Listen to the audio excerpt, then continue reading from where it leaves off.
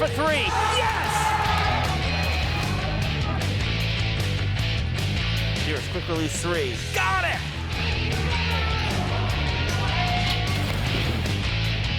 And it's good!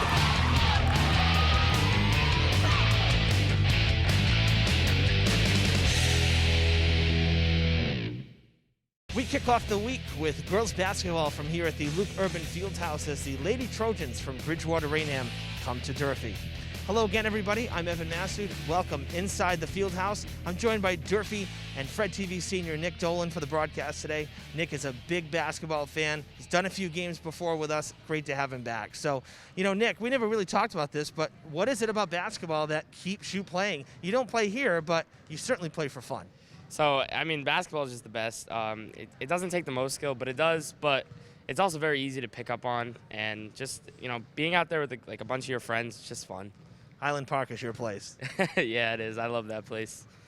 Well, we'll talk a little pros as the game goes on because I know you're a Celtics fan, but for now, we'll get you ready for high school girls.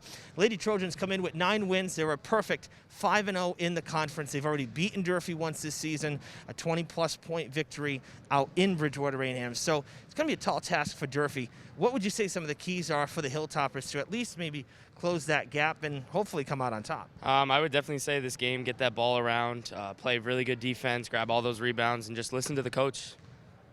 They got Jeff Karen leading the way here, and they've really had a great turnaround so far this season. 8 wins for the Lady Hilltoppers coming into today, and they have a milestone chase going on as Mackenzie Carrero is just 80-plus points from 1,000. We know Javon is about 80-plus points for the boys, Mackenzie for the girls, so we may see 2,000-point scorers this year. How significant is something like that?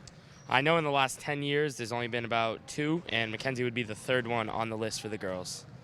That's right. So that was Shaylin Carrero most recently and Brianna Camara. And just before her, we also had one of the Fiolas do it as well. So good things in girls. For boys, they've had almost a 15-year drought. It's been since 2005. So we're hoping Javon can get over that as well. He's got plenty of time to do it.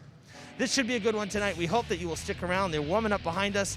Nick and I will put the headsets on, and we'll be back right after this with live basketball coverage. Stay with us.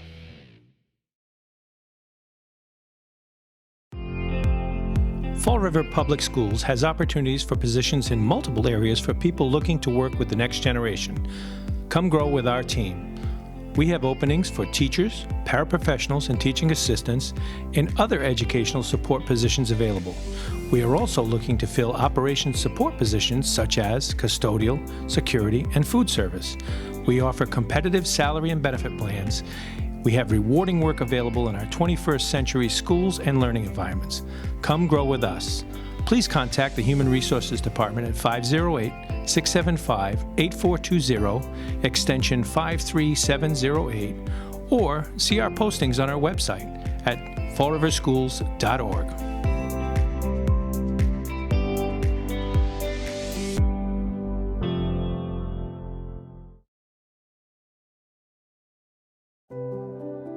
Fall River is in the forefront of honoring members of the armed forces. The Community Preservation Act funded upgrades to the Veterans Memorial Bicentennial Park.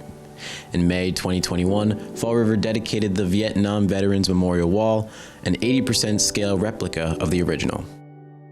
The aluminum panels are engraved with the names of more than 58,000 heroes killed or missing in action during the Vietnam War. The project, including landscaping, exceeds recreation and open space requirements set by the Community Preservation Act. 10 years ago, Fall River voters approved a 1.5% surcharge on property tax bills to incentivize history, travel, and diversity. $310,000 was designated to build this powerful tribute, which has become a location for reflection and healing. The park is now fully handicap accessible and is open to all at no cost, dawn to dusk. CPA funds have supported thousands of significant projects in Massachusetts. Thank you for your continued interest in community beautification and betterment.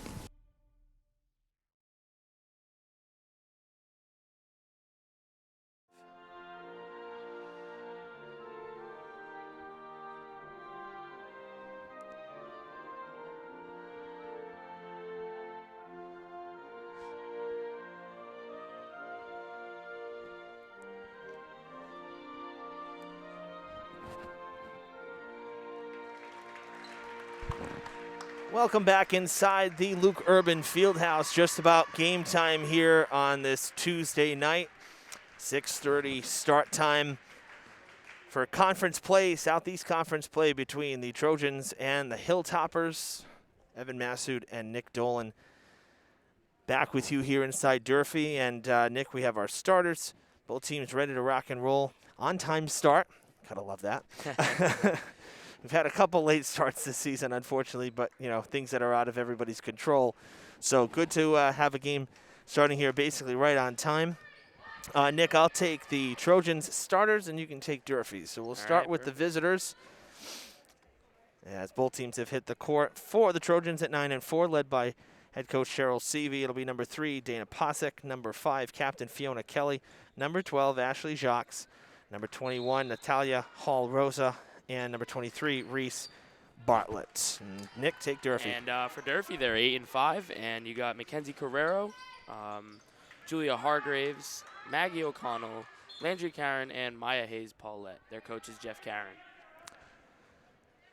That one goes out of play with 22 on the shot clock, so the Trojans will get to inbound. Now you notice right out of the chute here, the Trojans a bigger team than the Hilltoppers, and that tends to happen. You know, Durfee is not always a tall team, tend to be undersized. But, you know, for the Hilltoppers, what they give up in height is usually the speed. We tend to see a lot of very fast Durfee teams, both boys and girls. Good block there from Jacques as it goes back the other direction. I talked to Coach Karen briefly before game time, and when he was giving me the starters, he said, you know, it was definitely a tough game on the road. He says we were able to hang with them for 16 minutes. So they hung with him for the first half. It was about 1 to 2 possession game at halftime. But that's when BR kind of took off in the second half. And one of their better shooters, a sophomore there, Hall-Rosa, number 21, she did not play in that one. So now that's poses another challenge, he said, for the Durfee girls. So it's going to be, if the Hilltoppers win this one, it would definitely be considered an upset, and it would be a huge win for Durfee. Yeah, I think you just can't leave anybody open. You kind of got to just stick with your man. So they're going to be playing, and that was something too, Coach said. They're going to be definitely doing a zone defense today. Man-to-man, they're not going to match up very well against a team that's, you know, bigger than them. So you're going to see a lot of zone from the Hilltoppers. That's kind of their thing. And hopefully that can, you know, for a team that shoots very well, you're hoping that doesn't burn you too bad. You know, the rebounding is another thing. So that's something also that Coach is looking for. So just some pregame notes there as we get you ready. Scoreless through basically 90 seconds here. Good block down low, and still kept, though, by the Trojans. Another block down low, no fouls called, and Shemaya Hayes Paulette down there getting some blocks. Landry Karen was down there. O'Connell was down there. So a bunch of Hilltoppers getting their hands on the ball and kind of upsetting what the Trojans were trying to do. Carrero is called on a travel, so that foot come up there, Nick.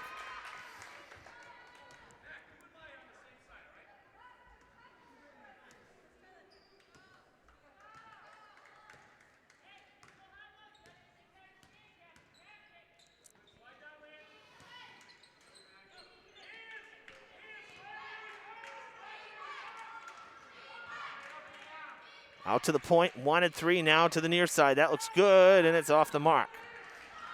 3-ball taken by Posick. Hilltoppers take it back, pass across the court. Dangerous pass there from Hargraves. And a foul, our first basket and first foul of the game. What are you seeing early, Nick? Great defense on both sides. Just, you know, it seems like it's gonna be down to the wire.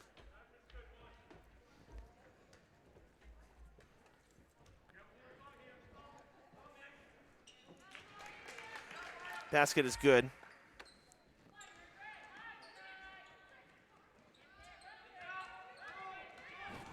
The foul was on Carrero. Yeah, in a situation like that, right? So the pass, and here's height coming to the advantage again of Hall-Rosa, but you're passing across the court through traffic, not always necessarily a great decision, right, Nick? I mean, you got to look for the open player, yeah, but if they're not there. Yeah, you definitely got to always find the open player, no selfish baskets. Ooh, that one does not go. We're going to have a jump ball. Yeah, and I know I certainly can see what Hargraves was looking to do. She had two players breaking down this side, but you also had the trailing defender who was there to cut it off. So you kind of, again, it's almost like you got to be aware of your surroundings. Maybe the long pass isn't the way to go. Hargraves had a lot of room in front of her. I would have taken it at least down to the arc and then see what you have. Right. Oh, and it won't go for Hayes Paulette. It's a great pass down low. So those are the opportunities. We've seen two that were near baskets for the Hilltoppers. This could easily be 5-4 right now. Long ball is good. So there you go. Coach told me pregame that Natalia Hall Rosa, sophomore, did not play in the first one. She's a tremendous shooter as just a 10th grader. She's got all 8 points for the Trojans so far. Yeah, actually, in the Southeast Conference, she leads. She's third for most points scored at 13.6. Right up there in the top 3, mishandled by Hargraves, and a turnover for the Hilltoppers. Of course, who's leading the charge there? Mackenzie Carrero. That's right. 18.2 points. So we got the official word. Mackenzie is 82 points away from 1,000. And we're hearing here that Javon is 87 away. I had him at 85, so I'll have to confirm with Coach DeCruz tomorrow during our broadcast of the Durfee boys versus New Bedford game, which will be here 6:30 time tomorrow as well. So back-to-back nights of conference play. That Durfee boys game we've been waiting for like basically 6 weeks. It was supposed to be January 4th. Then it got postponed from last Friday because of the weather. And now we're finally going to get to play it tomorrow. So it's been a while. We've been waiting for this one for quite some time.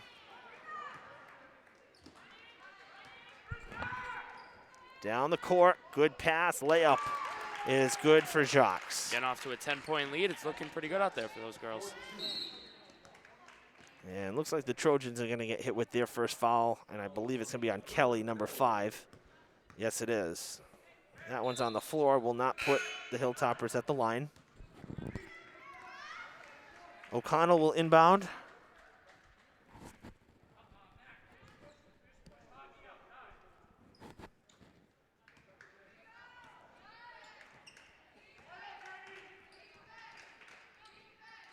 Tipped out off of Hall Rosa, so it should be Durfee ball.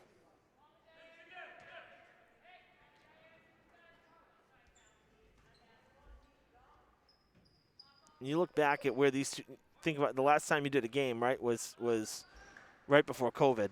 So 2 seasons ago, and you think back to where these two teams were, Durfee girls, Durfee boys, from a program standpoint, and you look at where they are now, you know, both are going to be playoff contenders here. It's pretty amazing. Actually, the boys already are. They've already qualified. It's pretty amazing when you think about it, where these two programs have gone. Yeah, I think most of the girls on the team have developed pretty well. Mackenzie, you know, coming out of her freshman year, she was basically doing this, so she gave us a glimpse of what she's capable of, and she's doing it now. Hall Rosa twice off the rim, jump ball, and the Hilltoppers scoreless, held scoreless through the first 5 minutes and 7 seconds.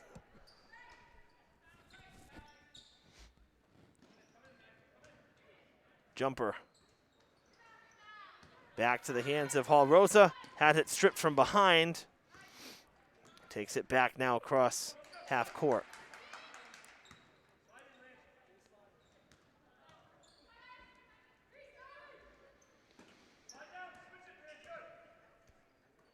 Kicking it out. That's for 3. That's going to be long. Hilltoppers played some pretty good defense that round. In the zone, you heard Coach Karen too say switch it up. So they you know, one man bailed, or in this case, one girl bailed, the next came in. That's what you can do with the zone. You look for those screens. Carrera looking for a long 3. It had the distance, just a little bit off the mark. The rebound there going to O'Connell. She gathers it in front of the visitors' bench. Almost gets called on a travel, and now it's lost her footing, stepped out of bounds.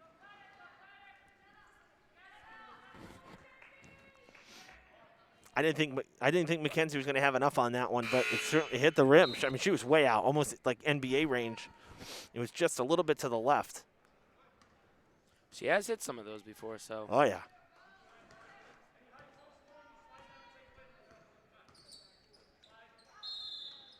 $82 points, as I said, from 1,000, so she's sitting at 918 points for her career. She's hit plenty of threes, that's for sure. You don't get that far and that high in your point total if you're not hitting threes.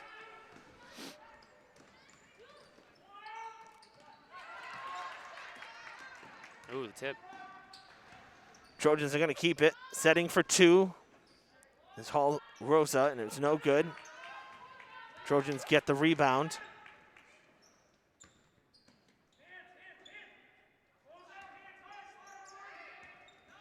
Oh. Loose ball, jarred loose. We're going to have another jump ball. Great job there by Hayes Paulette and Carrero to jar that one loose.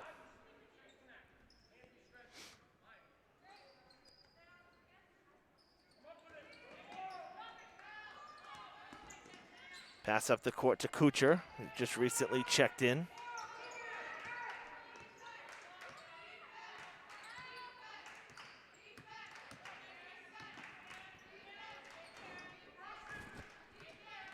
Carrero drops back for 3. It's no good. And a foul. Hayes Paulette on her first. Second team foul.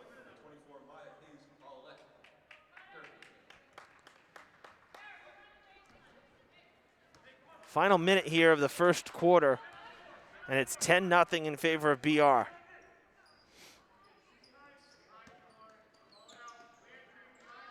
Three, no good. Carrero with it. Can the Hilltoppers get on the board before the clock expires? Blocked. Gets it back. Hargraves was open in the corner. I don't know if Carrero saw her. And now she'll go to the line. It'll be the second foul for the Trojans. This one is on Michitano.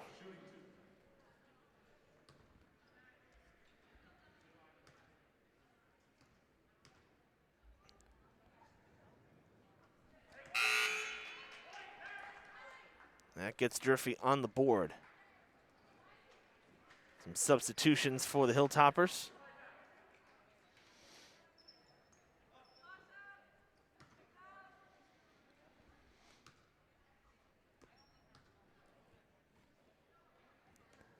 Both shots are good for Carrero. Now she's only 80 points away.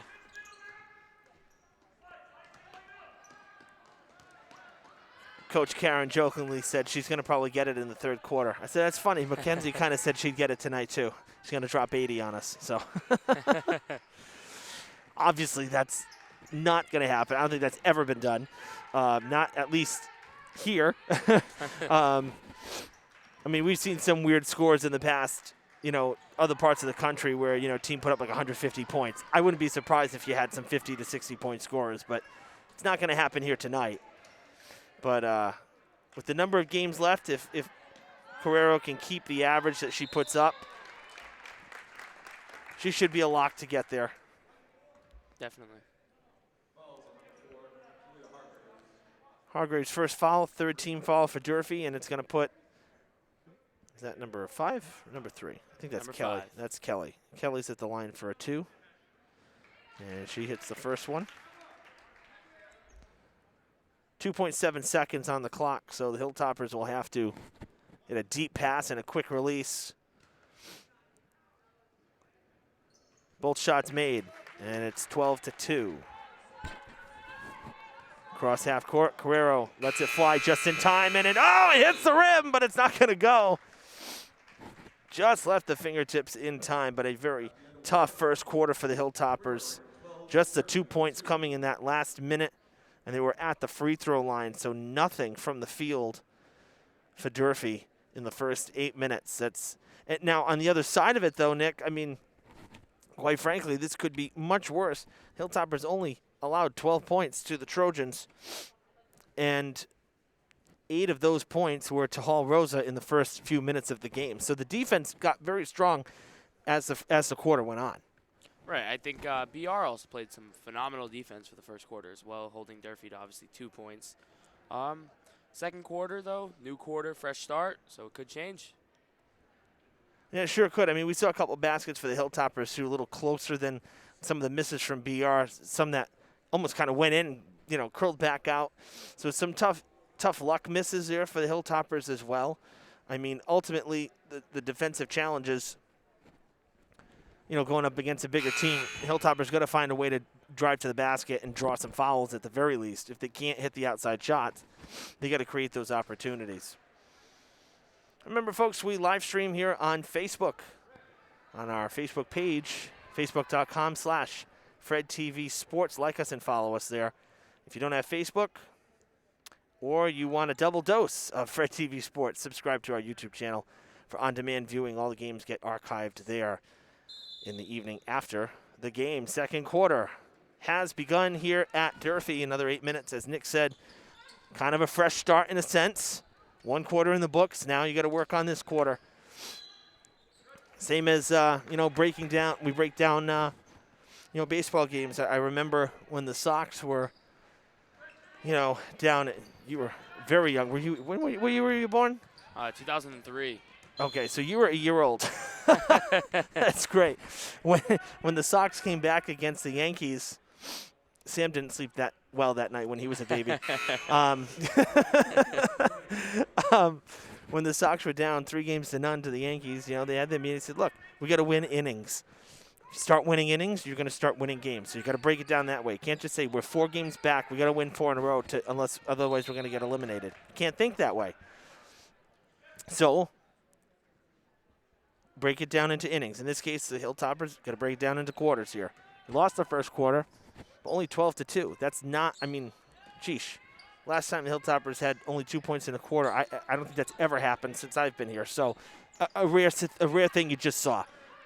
They're not going to go the rest of the game like that. This team's too good. There's too much talent on this team. Yeah, once everybody starts clicking, I can see them, making a run back at it, taking the lead. So you got to take advantage. You got to get the rebounds, and you got to play mistake-free basketball for the next 7.5 minutes. Try to close the gap here and go into the half, hopefully down 1 or 2 possessions at best. Or at worst, really. Turnover there. It's going to be taken back by Hall Rosa, who had 8 first-quarter points.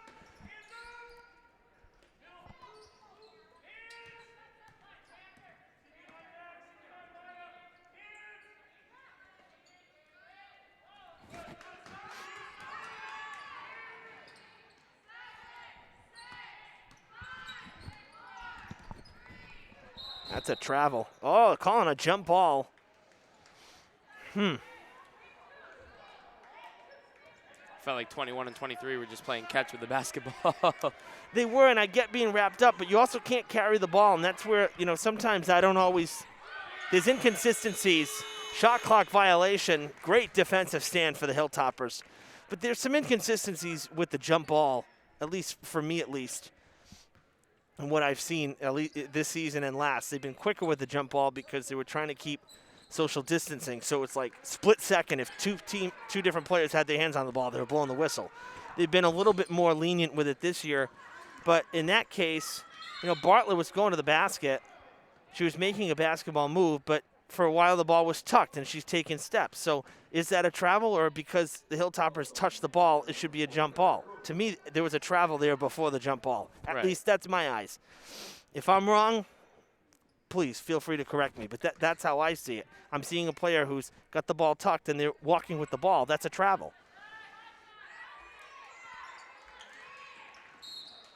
Hargrave saw nothing there, so sends it off the knees of Posick. And they'll redo it.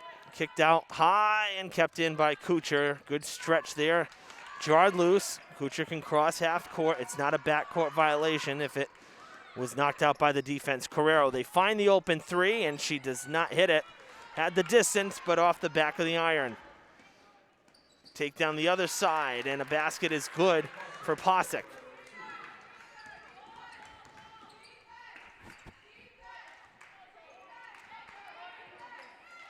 Posick tips it down the court. Has some help in front. Spin move twice. Foul as well with the basket. That'll count. Every time I say spin move, I think of Dwight Schrute. The Office. He comes in, spin move, and then he barges into the office to try to make a sale. My favorite show. So funny. We all know that. Yeah. Hargraves gets hit with her second foul. Hilltoppers not ready to rebound there on the miss, and the Trojans are going to get another chance at it. That's a foul as well. Push in the back by Souza, who recently came into the game. It'll be Durfee's fifth and her first. Oh, they called it on Hargraves. Yeah, I saw her. Did you push it see to your? the back. Oh, I I'm did. sorry. But I thought I saw something else. Maybe Souza got in the way, but I saw Hargraves. I saw Souza there too. Hargraves with her third foul, back to back. So keep an eye on her. She's still out there.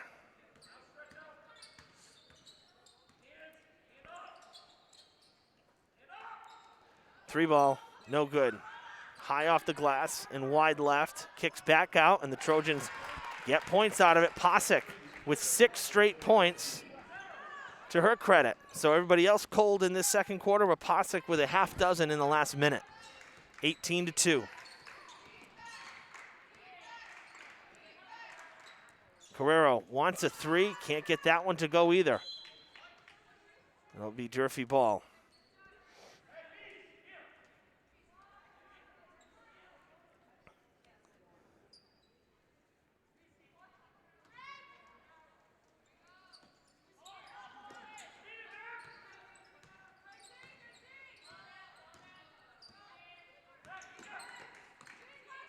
Carrero gets the screen, and Hargraves is going to be called on an offensive foul. You saw her push off right in front of us. You can't do that. That's 4 fouls for Hargraves. 3 in this quarter. Durfee 6th. Coach Karen going to stick with her. Usually you don't see that player with 4 fouls early, but coach is keeping her out there for now. 11 minutes into the game, the Hilltoppers still don't have something from the field. Just the 2 free throws for Carrero. Very tough start for the Hilltoppers. Good defense. Blocked. Oh, it's tipped again, and the Hilltoppers, O'Connell will get a hand on it. Goodness gracious. How many tips of the ball? There's the first from the field. Souza gets the basket. Hilltoppers really had to work at that one to get it off the court, or down the court, rather. Tipped once, tipped twice, tipped 3 times. Jumper is no good. The rebound goes to Cronin. 3, no good. Kicks back out to Hargraves. And everybody will retreat down the other end. Deep pass and not handled. You see coach saying, calm down. Now Landry Karen coming in, and Hargraves will take a seat. But you see him saying, slow it down, right? So you didn't see it on camera. We're seeing it here. That's twice now. Down the court, deep passes not handled, either because they were screened or off the mark. Slow it down. Yeah. You start hitting some points. 14 points is not a game-ending deficit at this point in the game. You have more than half the game yet to go. You got to start making baskets. That's the bottom line. Yeah, I get it. You're trying to find the open person. I think you're just going to slow it down a little bit, though. You know, slower you take it, the faster it is to find a basket. Well, that's not going to help. 9 points now for Posick in this quarter. She's got all 9 for the Trojans.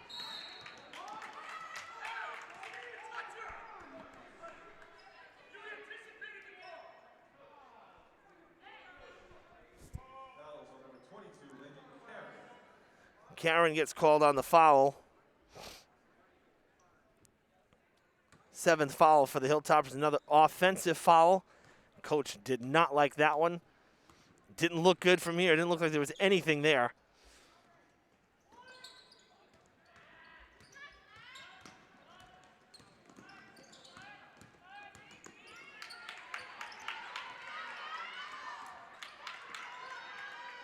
Defense comes away with it again for the Trojans.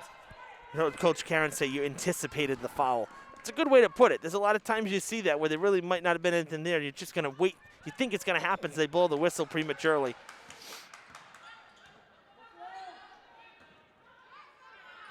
High off the glass, no good. Karen with the rebound. Dumps it to Carrero. Carrero has some room, but the defense is coming in strong, and Carrero is fouled.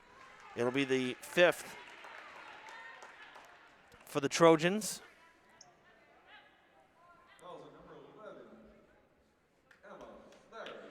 Emma Flaherty picking up her first as she comes in off the bench. Carrero back to the free throw line. She was 2 for 2 in the first.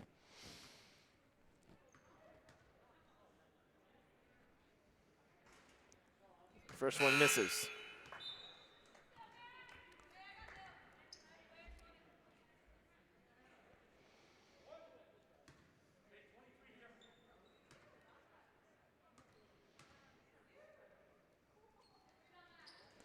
Both miss. Karen stretches. Can't keep it in. Had her hands on it, but Hall Rosa stole it away.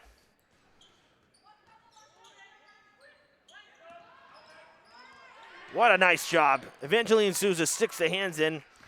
Came loose for a moment. Trojans get it back. Hall Rosa, long three, is wide right. And out of bounds it goes.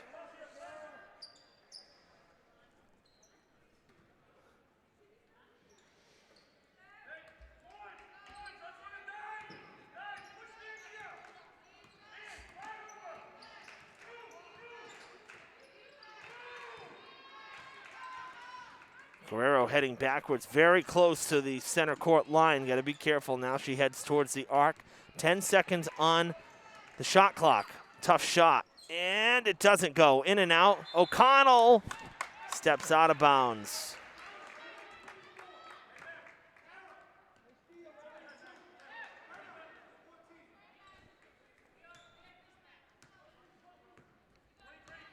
Final 2 minutes of the first half. Underneath, wide open, now quickly covered. I'll tell you, Durfee's defense has been very quick to the ball. I mean, that's one thing that's what's keeping them from being even more of a blowout. But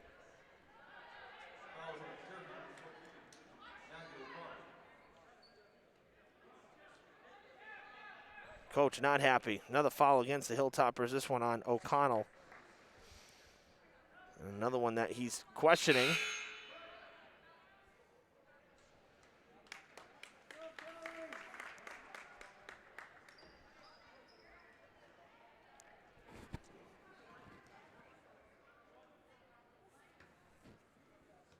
Two shots for Cronin. On the 1-and-1. Hits the first. I said two shots, my bad. 1-and-1.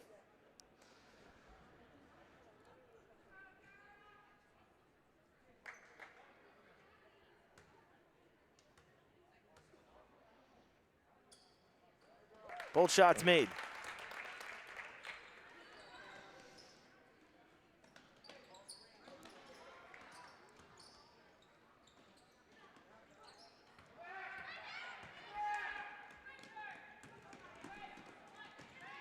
Down the court to Souza.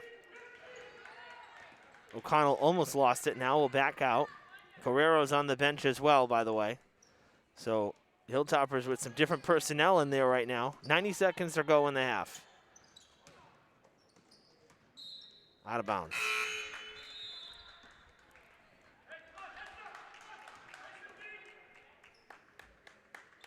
You know, Nick, we look at the scorebook here. Hall Rosa with the 8 points in the first quarter, and Posick with her 9 points here in this second quarter. Two players really doing it alone. The Hilltoppers defense has stymied everybody else. If you take those 17 points off the board, it's only one possession game. Yeah, we are we would be very close. I think the problem is, though, is those girls just stretch the floor so well, and they can just take all the pressure away from the basket and kind of give the other people a chance to get a rebound. Yeah, I mean, the height is definitely helping the Trojans in that respect. Everything's getting tipped, and they're boxing out better than Durfee is. So any miss for the Hilltoppers, they're not getting that second look, which is something that they've been lucky, or even this, too. We've seen some errant passes tonight. That's not helping either.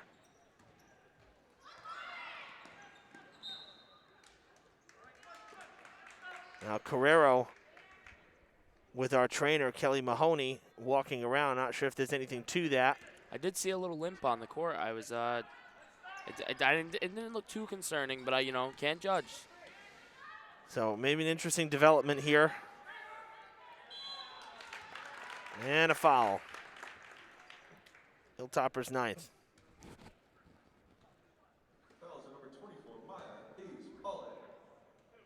Hayes Paulette, it's her second. And that was, I believe, on the way to the basket. This should be 2 shots. It is.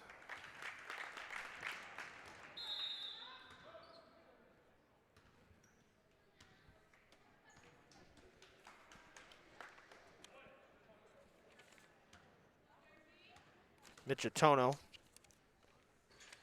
hitting 1 for 2. So 1 for 2 there.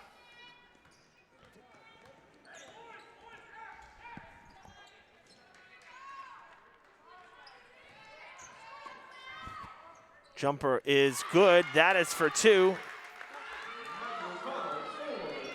O'Connell with the basket, letting it fly, and it's no good.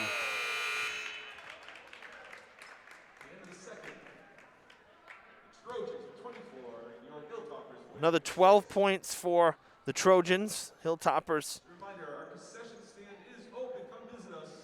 Hilltoppers down 24-6 here at the half.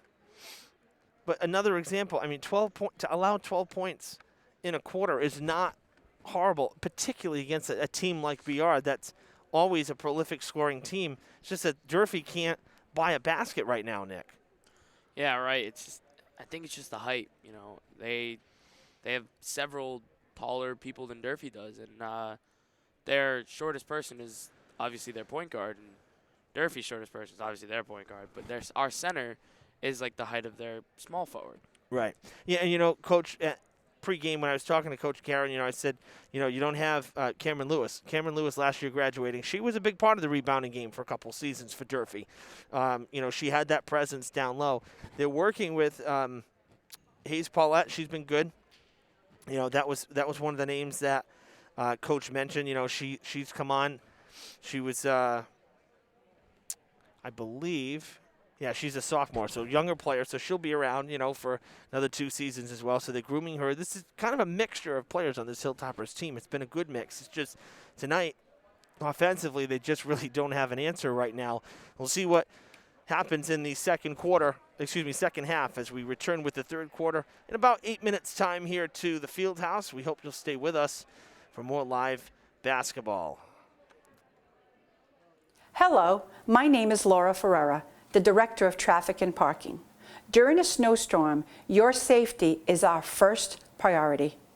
At times, a parking ban may be necessary to ensure access for emergency vehicles and to allow plows to clear streets.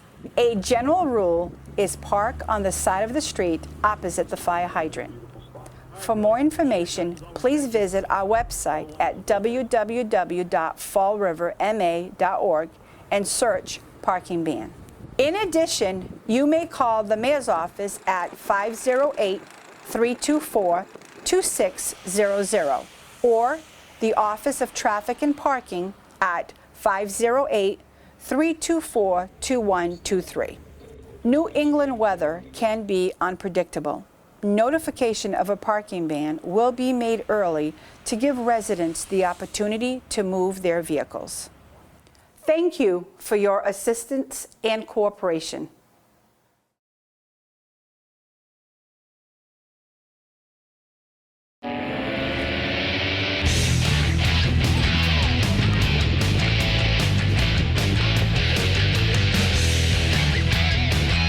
Strike 3 called. Base hit and your game winner. Shot. Good. Hall with room. Hall taking it to the house.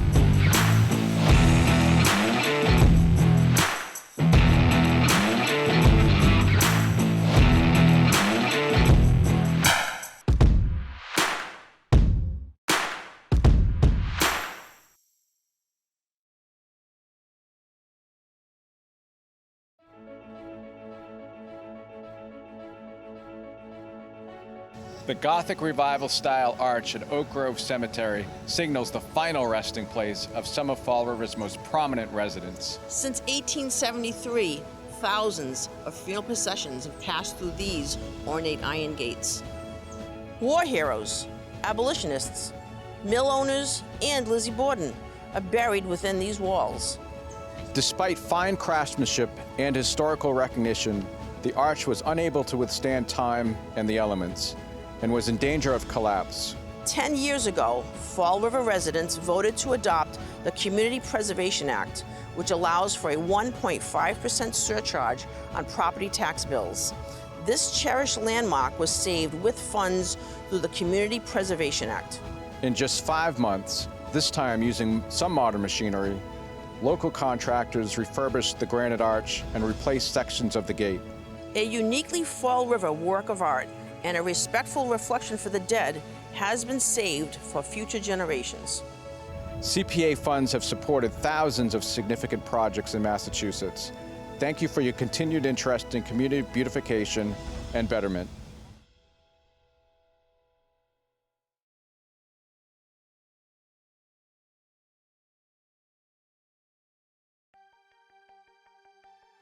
The telescope was built in around 1897, and the mechanical parts were made by the Warner and Swayze Company in Cleveland, Ohio, and the optical parts were made by Elvin Clark and Sons, famous firm in Cambridgeport, Massachusetts.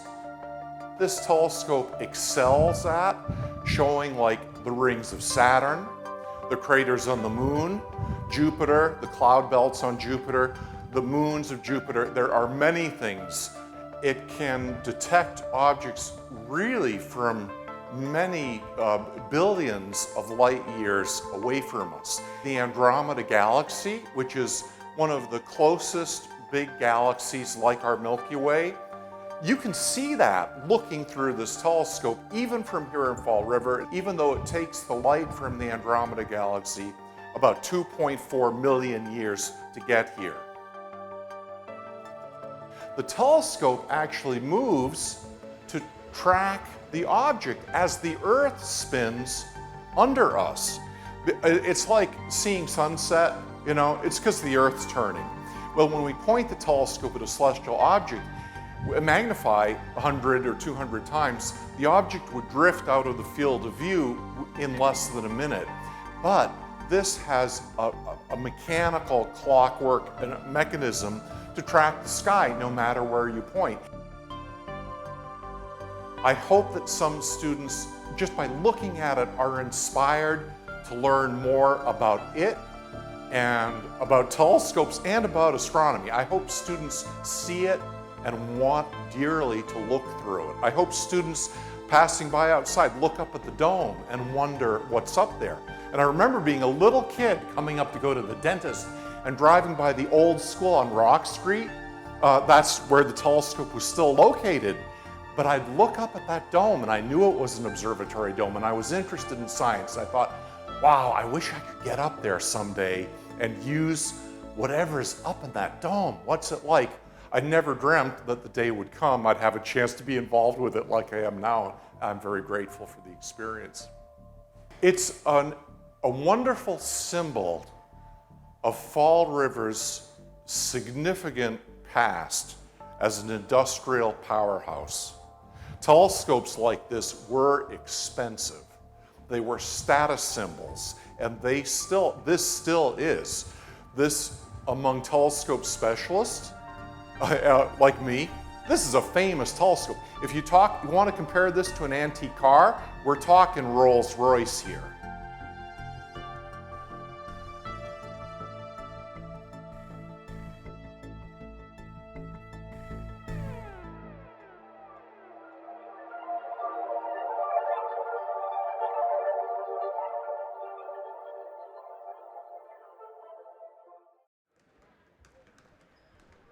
We're back live inside the Luke Urban Fieldhouse. The Lady Trojans on the court, under 30 seconds left in the halftime break. The Lady Hilltoppers opening the locker room door and returning with head coach Jeff Karen. We got some stats from Jim Seavey. He does the stats for the Southeast Conference. I've known Jim for a few years from his time at UMass Dartmouth. I've done some games out there over the last 3-4 years.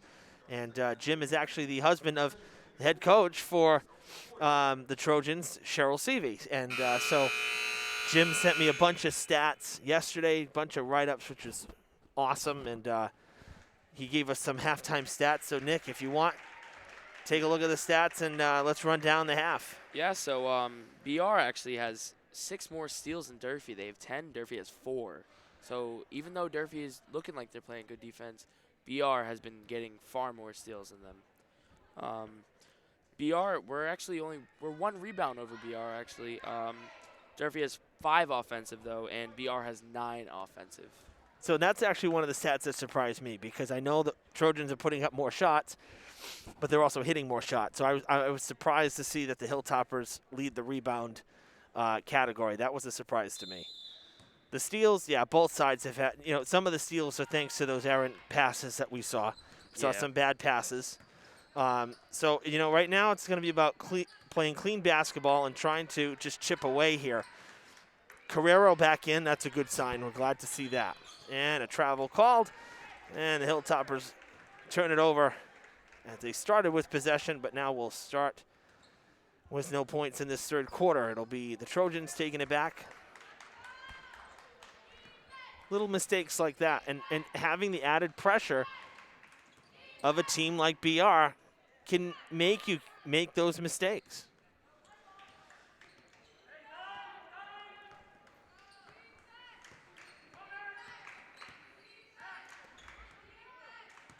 Hargraves with 4 fouls, back out there to start the third. Got hit with 3. That's a bad pass. Goes out of bounds. Got hit with 3 in that second quarter. 2 of them were back-to-back. And one of them was an offensive foul. So she's been hit hard with the fouls, unfortunately, in that first half. 2 for Hayes Paulette, 2 for Kelly on the other side. Everybody else in the game that has a foul has 1. That's 5 other players.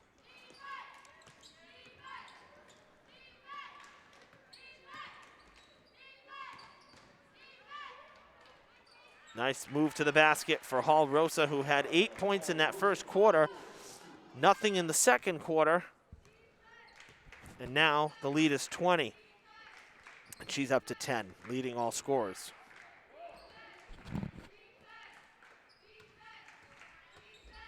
Good pass, picked out of the air there by O'Connell.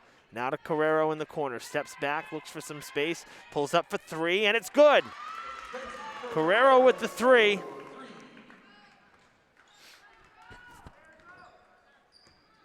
Went 2 for 4 at the free throw line in the first half. That's it. So that was her first from the field. And she gets the turnover as well. She jarred it loose and it went out off the knee. Seems like she came out of the locker room with a full head of steam.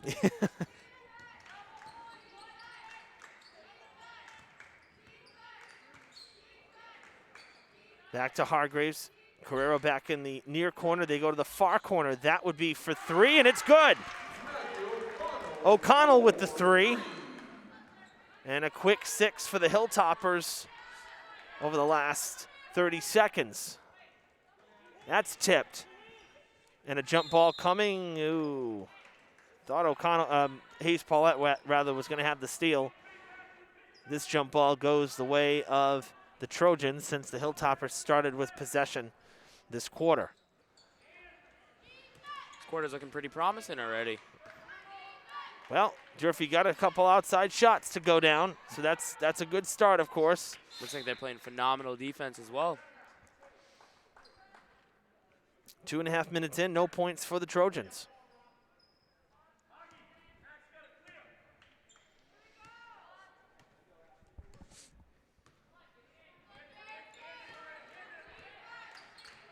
That's a tough pass.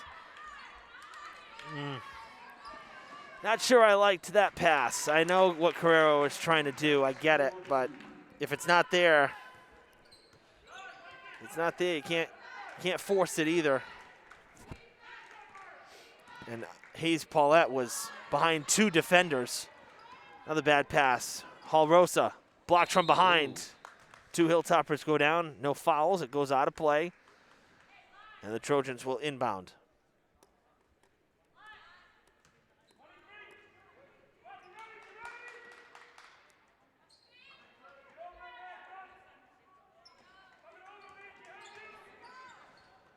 Thrown back in, quick jumper is good for Posick, who now has 11. She had 9 in the first half, all 9 coming in that second quarter. And just like that, those quick 6 points for the Hilltoppers erased, a 6-0 run for the Trojans. Streaky game. It is. Everything comes in waves, it seems. In our last 11 matchups with BR, actually, we've lost all of them. A streak that began on January 27th, 2017. Yeah, it's been a long go of it here against BR. Fiona Kelly, one of the captains, just got hit with her 3rd foul. She'll take a seat for a little while. Carrero wants another 3. That is no good. Hayes Paulette with the rebound. They get it to Hargraves. A lot of room on the far side. Carrero going back, almost traveled, just was able to get the ball down in time. Gets her own rebound. It's blocked from behind and out of bounds. She just stepped right on the boundary. Hilltoppers are going to get it back, but it sure looked like that was an out of bounds call that was missed. I'd say it's that was an out of bounds call. Yeah, that was definitely too. But I'd say that other one, watching the feet, it sure looked like.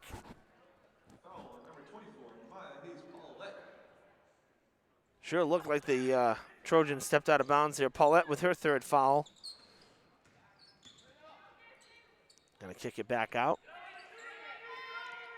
Open, looks good. Little long off the back of the rim. And no good for Hall-Rosa, who has 1 from downtown tonight.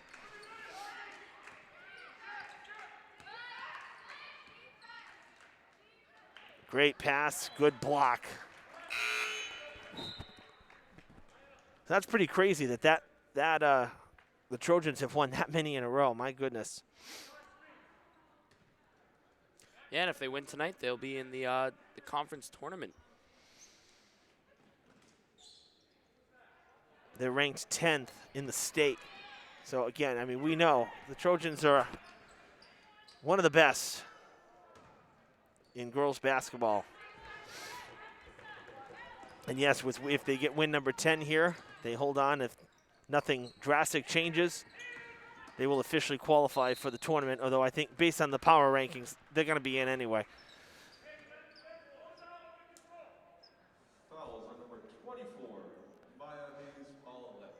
All right, Hayes Paulette picking up the 2nd team foul this half for Durfee, and it's her second personal of this half. She has 4 now for the game, so she and Hargraves sitting with 4. Hall-Rosa at the line for 2, has 1 free throw made, and that was on an and 1 to start the scoring way back in the first. She misses both here, 0 for 2 trip. And in a small sampling, that's just the 3rd miss for the Trojans tonight at the free throw line. Excuse me, 4th miss, my bad. I missed one.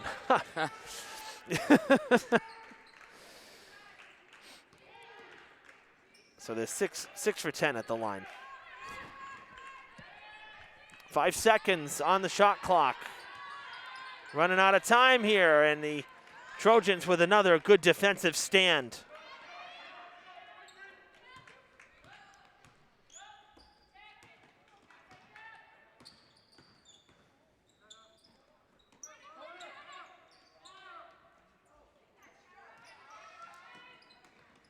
Out to Hall-Rosa. Great spin from the free throw line. I think it might have been tipped. She's going to get it back. Has not hit the rim yet. Ball comes loose. The Hilltoppers with a defensive stand. Pass down to Carrero. Reels it in before it goes out of bounds. Looking for space. And that's going to sail over the basket. Final 2 minutes of the third.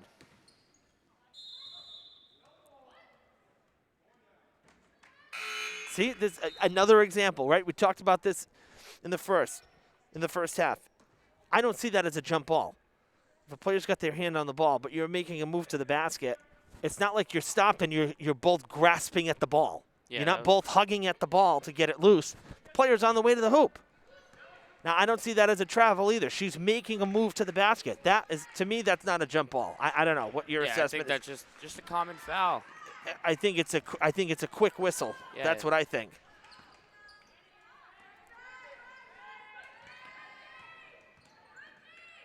That's for 2.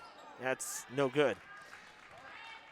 Almost the whole shot clock went that time again. 5 seconds were left on it. Both sides defensively making the other work, that's for sure. That's for 3. Long 3 is no good. That one had some good height to it. went above the shot clock.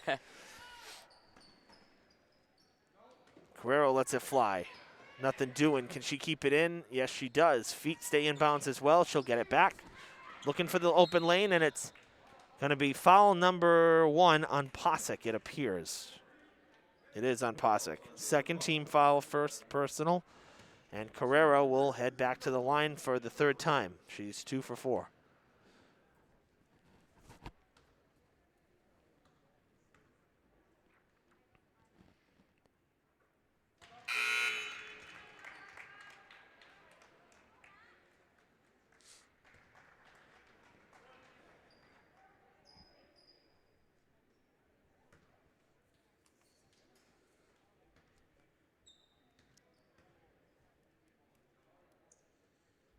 Both shots made this trip. So Carrero 2 for 6. 75 points away from 1,000. There's your update there, and a timeout called on the court. 30-16 with 62 seconds to go in the 3rd quarter.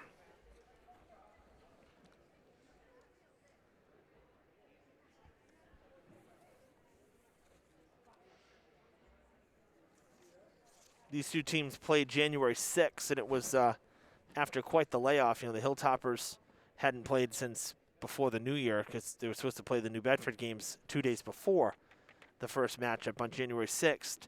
New Bedford was scheduled for January 4th, and that had gotten postponed. So this, for Durfee, it was the first game back, and I believe for BR it was as well. Yeah, the Trojans hadn't played for 9 days, so both teams really had, you know, a big break. BR won the first one 67-41 at their home gym. So if there's anything to take away from this one, at least through basically 3 quarters, is that defensively the Hilltoppers have been very impressive. They're just having a bad night shooting. They just can't get any rhythm going offensively. And it's great, you know, you said it jokingly before, defense wins championships. It does, but at the same time, there's got to be a little bit of a balance offensively to play up to the defense. And right now, the Trojans' defense has been tremendous as well. While you were talking, Evan, I actually noticed that number 22, Landry Karen, was just speaking to the athletic director.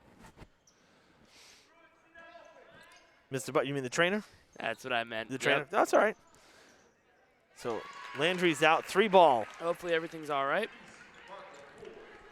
Bartlett with the 3.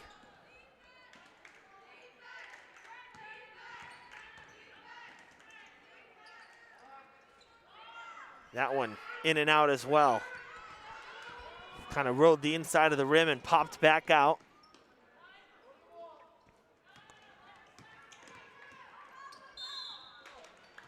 And a foul.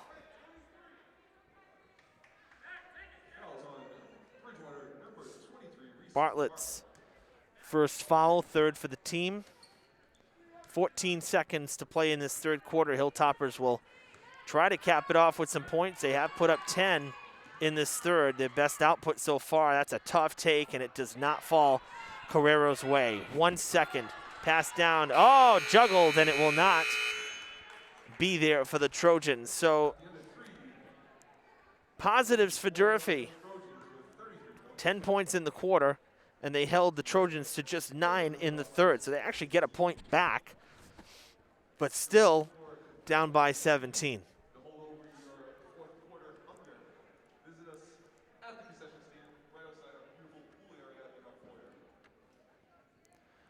All right, Nick. Do or die time.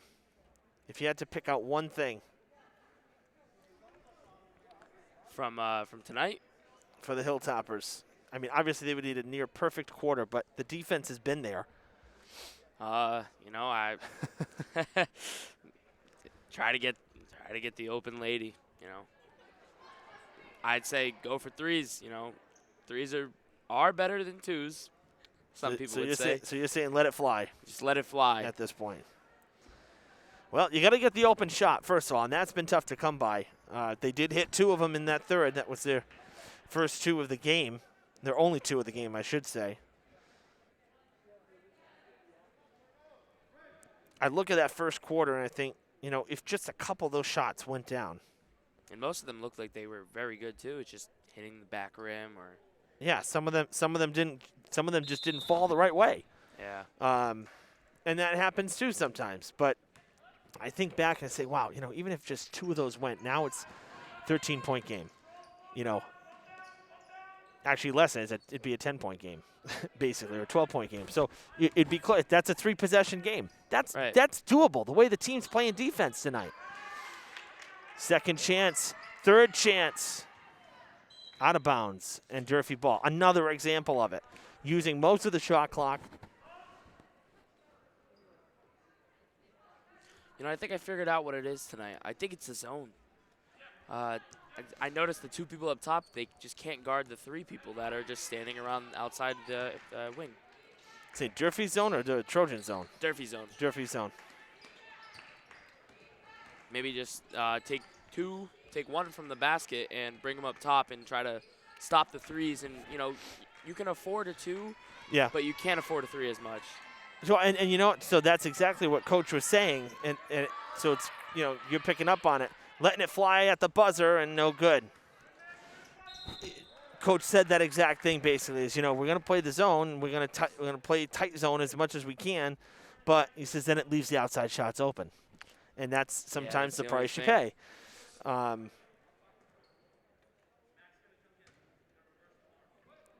Durfee will get the inbound pass here after it went out. Hargraves ran out of time. It'll be a turnover.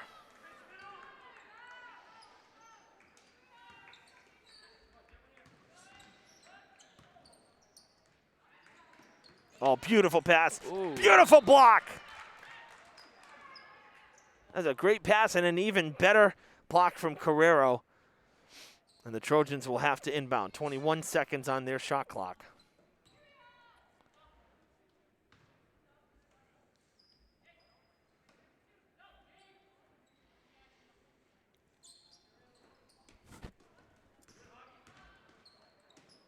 Pass it off, and Carrero must have had it deflect off her hand. The Trojans will get to keep.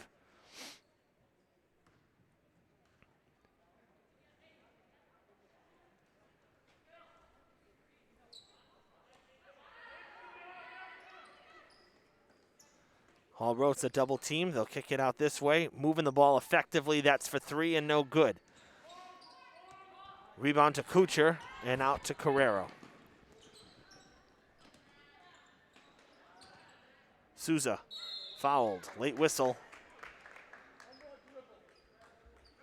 2 shots for Souza.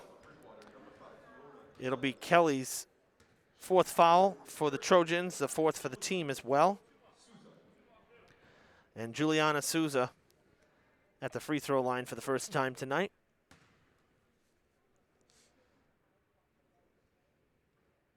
And the first one does not go.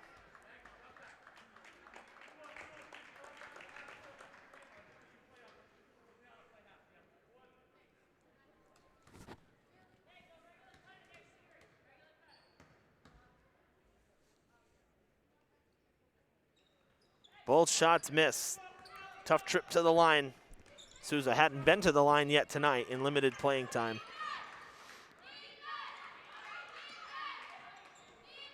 Kicked out. That's for 3. And it's good. Posick with her second from outside. And the lead back to 20. So, Evan, I know you asked me this, but if you were the coach of this team, what's something you would tell them right now to kind of get their hopes up and everything?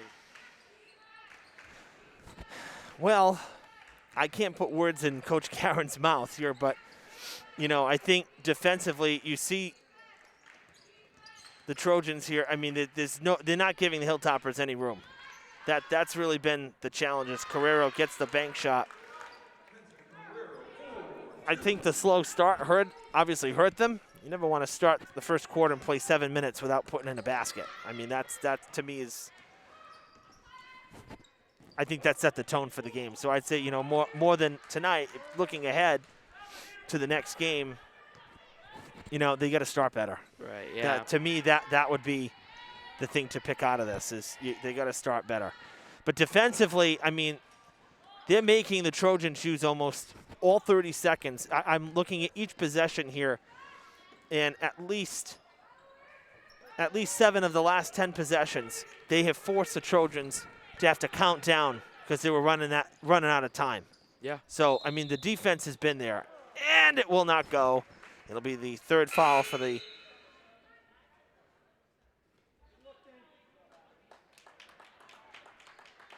My bad. There is no foul. I guess they're calling it out of bounds. Thought it was a foul. So the turnover, no basket, no foul.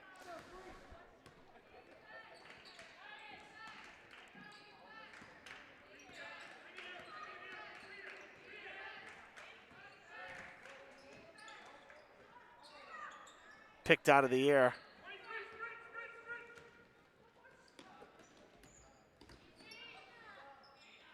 Short jumper, no good, and Hayes Paulette will pick it up.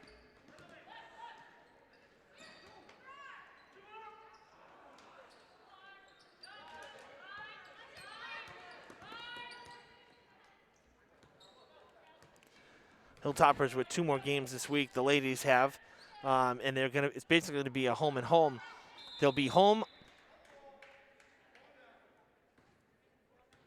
They'll be home on Thursday against Dartmouth, and then they will travel to Dartmouth on Friday. The boys are home against Dartmouth on Friday. The boys played on Saturday at Dartmouth, and that's when the girls were supposed to play here, but they had to move that game as well. So girls will play Thursday and Friday here against Dartmouth, and then away at Dartmouth, back-to-back days. Not sure where I'm going to be on Friday. We're going to wait and see where Javon Holly is at for his chase to 1,000 as well. So we'll know more at the end of tomorrow night's boys coverage here against New Bedford, how many points he's got remaining, and if it's out of reach and out of the realm of possibility for Friday as Posick drains another. If it doesn't look like he's going to do it here on Friday, then I'll be in Dartmouth for the girls' game. And if he is close, if he's like really within striking distance, if he just goes off tonight and tomorrow, then we'll have coverage from here at Durfee on Friday night as he chases 1,000. That's no good. I think Javon will need 2 40-point performances. Am I wrong? Something like that. Yeah, I had him needing 85. Hargraves with the basket. I had him needing 85. Coach told me on Saturday he needed 111, and I had him at having 26 points on Saturday. But now I'm hearing that he had 24 points and needs 87, not 85. So, my book's unofficial, so I may have given him a basket that wasn't for him. Yeah. So we'll get some confirmation on that from Coach DeCruz tomorrow before the game.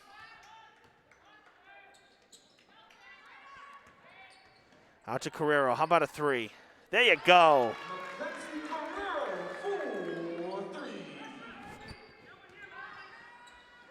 Carrero with 12 points now, 70 away.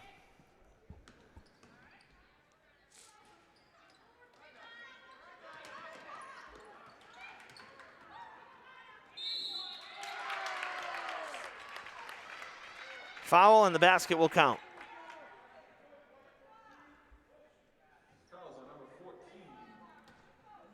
It's O'Connell's second, team third. Flaherty at the basket for the and one. And it's good.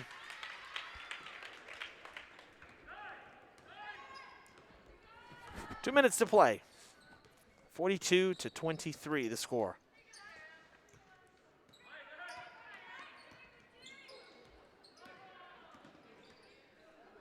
Jumper for two is no good.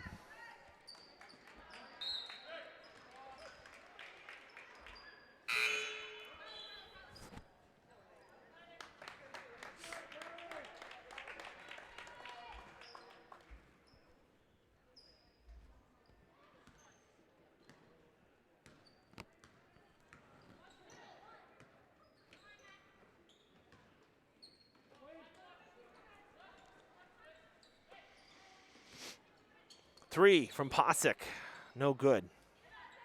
And a jump ball. That's a jump ball. Wouldn't you agree? Yeah, they both had- players they are both- hugging the ball Yeah. and fighting for possession. That's a jump ball.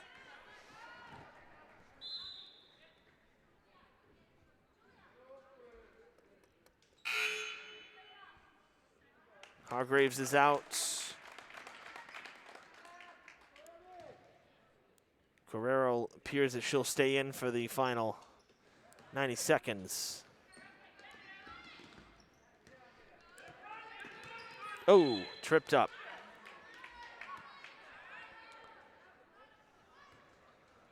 Durfee foul, their fourth, and it's on Evangeline Souza, her first.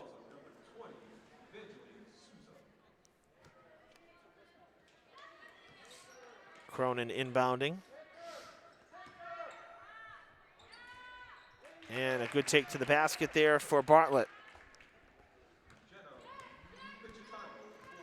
Oh, my bad. That was Michitono. 33 and 23 look very similar. It's very hard to see when they're running too. Yeah, so right. it's okay. We can forgive you. Jump ball called down low, so the basket does not count. Both sides making more substitutions. Everybody coming in and going. Okay, let's just empty the bench. Not uncommon with the 21-point lead and a minute to go. But Carrero out there trying to get some more points. Another three is good. 67 away. 15 points tonight, close to her average output. Was it 18 point something? I think it was 18.8. 18.8? 18.2, I'm sorry. .2. Evangeline Souza hits the basket, draws the foul. Sila Banez called on the foul just into the game. And Souza at the line for the and one. And it's no good. Kind of a lackluster reach there from Michitono. Carrero's going to get it back. Sets for another three. Oh, how about that? There's 18. 44-31. Wow. If you're looking for your piece of the pie, that's pizza pie. Our concession stand is still open. Grab your slice out there. Oh, I'm gonna razz Policino now. He said at the end of the third quarter, make sure you get out there. The concession stand is closing. I got thought 36. they were so close. Right, 36 seconds left. Get your piece of the pie, pizza pie. Oh, that's great. Policino on the mic doing the PA tonight. That's great stuff. Well, Durfee's closed it to within 13, but only 36 seconds left. Carrera with three straight from downtown. Up to 18 points. So she's basically hit her average once again, thanks to a little bit of a surge here. Thrown away. Well, I tell you what, Evan, you can't say the comeback hasn't happened. It has happened before. Guerrero wants another. That's going to be short. 20 seconds to go. And they'll try to play keep away. Hilltoppers do have a couple fouls to give, but official's not going to call it. 10 seconds. And they'll play it out here. I'll tell you right now, this game was not as close as the score, as a 13-point game as the score is going to tell you. Closer game than the first time. However, and it's a big however, while the Hilltoppers did lose and offensively didn't have much going at all for a good part of this game, to hold BR to 44 points when they were taking shots. Yeah. I mean, they're hitting from the field, right? To hold them to just 44 when they allowed 67 the first time, that's a really good, defensively, that was a really good performance. Yeah, especially because they're taller than them too. So I think they really put up a fight on defense. They did. Like I said, the biggest thing is that offensively they just couldn't get anything going till too late in the game. And you're not. Coach will tell you it's not anything false that we're saying. You're not going to live and do very well in the Southeast Conference or in any D1 hoops if you only put up 6 points and a half. Right. That's it. That's the bottom line. And as it is, 24-6 was not this terrible deficit. I mean, if it was 40-6, okay, fine. We've seen games like that. But 24-6 was not out of control. It was doable. Hilltoppers offensively got a little stronger as it went on. They did put up 15 in that fourth quarter. But by that point, too little, too late. But to only hold BR to 44 points defensively, I would say that if Coach had to take something from this game, he'd probably be very happy with how the defense played tonight. Yeah, he must have given him an awesome halftime speech, too, because coming out of halftime, they looked like they played phenomenal. That's right. All right, folks. Again, like and follow us on Facebook if you have not. That's where we live stream all of our content on facebook.com/FredTVSports. And while you're on the web, click on over to YouTube and subscribe to our channel there under the same name for our on-demand content. Everything gets archived there. For my broadcast partner tonight, Nick Dolan, our cameraman, Sam Montero, I'm Evan Massoud. We will see you tomorrow night for Boys Hoops as the Whalers come to town. Good night.